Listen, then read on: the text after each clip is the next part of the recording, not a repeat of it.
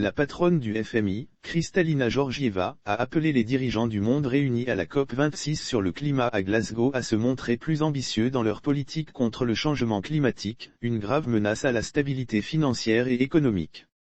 La menace du climat demande des actions mondiales plus ambitieuses, écrit Kristalina Georgieva dans un blog. Inchangées, les politiques mondiales vont laisser les émissions de carbone en 2030 bien plus élevées que nécessaire pour maintenir en vie l'objectif de limiter le réchauffement à 1,5 degrés C, écrit la responsable. Pour réaliser ces réductions, les décideurs politiques présents à la COP26 doivent combler deux lacunes critiques, en termes d'ambition et de politique, ajoute-t-elle. La directrice générale du FMI appelle notamment les économies avancées à réduire plus rapidement leurs émissions pour des raisons d'équité et de responsabilité historique. Même si les engagements actuels pour 2030 étaient respectés, cela ne représenterait qu'entre 1 à 2 tiers des réductions nécessaires pour les objectifs de température, poursuit-elle. Quelle que soit la répartition des réductions entre les groupes de pays, tout le monde doit faire plus.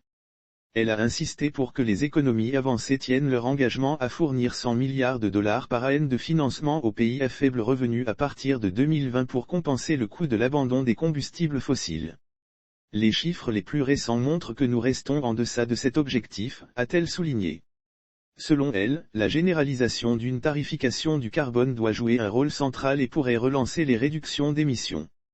Un prix mondial du carbone supérieur à 75 $ la tonne serait nécessaire d'ici 2030 pour maintenir le réchauffement en dessous de 2 degrés C, indique encore la responsable de l'institution internationale.